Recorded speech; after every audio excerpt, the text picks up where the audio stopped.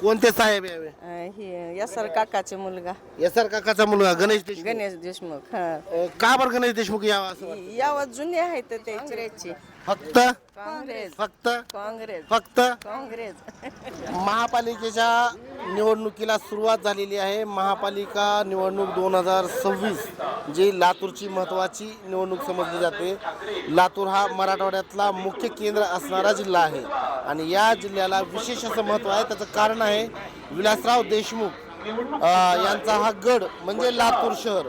आणि या लातूर शहरामध्ये आत्ता सध्या महापालिकेच्या निवडणुका लागल्यात. मी आहे प्रभाग 14 मध्ये. प्रभाग 14 मध्ये माझ्यासोबत महिला भगिनी आहेत. काय सांगाल ताई, काय अपेक्षा आहेत आपल्या या प्रभागामध्ये? पहिल्यांदा नाव सांगा तुमचं. लक्ष्मी वामन हजारे. बर, आता तुमच्या प्रभागामध्ये काही अडचणी समस्या आहेत का? आम्हाला काय अडचण नाही. साहेब यावे म्हणून आमची इच्छा आहे. कोणते साहेब यावे? हे यासर काकाचे मुलगा एसआर काकाचा मुलगा गणेश देशमुख. गणेश देशमुख.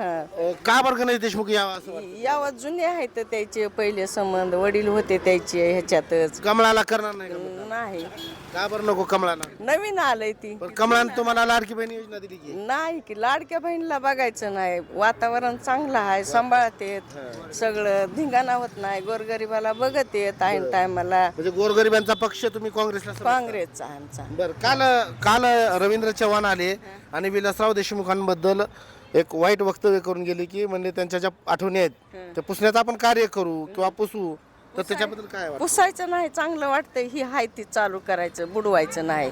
पुरी पोर आहे ते ना पुढे चालवायला येतं ना. पण रवींद्र चव्हाणांनी वाईट जे बोलले विलासरावांबद्दल बेकार वाटतंय त्याला वडल्याला.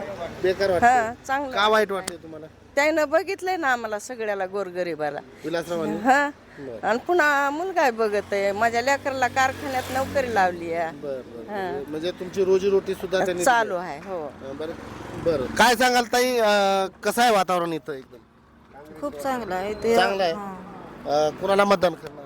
काँग्रेसला. आमच्या जीवात जीव आहे पर्यंत आम्ही काँग्रेसला मतदान करतो. जीवात जीव आहे तोपर्यंत काँग्रेसलाच मतदान करणार. का काँग्रेसला मतदान करणार? कारण तुम्हाला भाजपनं तर लाडकी बहीण योजना दिली की? लाडक्या बहिणीचं काय ना, पण जे गोरगरिबाला त्यांनी मदत केली ते आता कोणतंच हे पक्ष करणार नाही. एवढी त्यांनी केलेली आहे. गरिबांसाठी झटणारा पक्ष आहे वाटतं. गरिबासाठी जडणारा पक्ष फक्त काँग्रेस आहे. काँग्रेस. अमित भैया करतील तुमचे काम? कधी पण येतील, कधी अर्ध्या रात्री आम्ही बोलवलं तर येतील त्यांनी. एवढा विश्वास अमित भैया? विश्वास आहे. एवढा विश्वास विलासराव देशमुखांच्या कार्यप्रणालीवर हो आहे? हो आहे. बर. येणाऱ्या काळामध्ये तुमचे हे जर उमेदवार निवडून आले तर त्यांच्याकडनं काय अपेक्षा असणार आहे तुमच्या? हीच सगळ्याची मदत करावी, गोरगरिबाला लक्ष द्यावं यावं. हवा कोणाची ताई? काँग्रेस. काँग्रेसची. फक्त काँग्रेस फक्त काँग्रेस फक्त काँग्रेस. आपण पाहू शकता प्रभाग 14 मध्ये महिला सुद्धा फक्त काँग्रेसच म्हणत आहेत. आम्हाला लाडकी बहीण योजना दिली तर ते फक्त आमच्या तोंडाला पानं पुसण्याचं काम केले भाजपनं. कारण ही लाडकी बहीण योजना दिली, पण लाडक्या भावाचं काय? त्याचबरोबर लाडक्या भावाला लाडक्या बहिणीच्या पैशामधून खाऊ कसं घालावं, महागाई वाढवली, असे अनेक प्रश्न. महागाई आहे. आता 1000 रुपयाला गॅस झाला.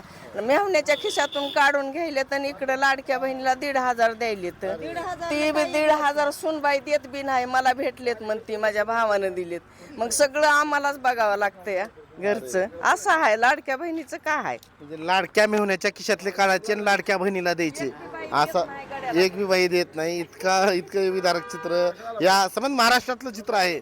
हे आपण या स्थानिक स्वराज्य संस्थेवरून लावू शकतो आणि यावरून आपण अंदाज सुद्धा बांधू शकतो की नेमकं भाजप योग्य दिशेनं आहे की काँग्रेस योग्य दिशेनं आहे. आता बघूया येणाऱ्या 15 तारखेला काय घडते ते. व्हिडिओ जर्नलिस्ट खलीम शेख सह मी तुळशीराम शेळके, महाराष्ट्र जीवन न्यूज, प्रभाग 14, लातूर.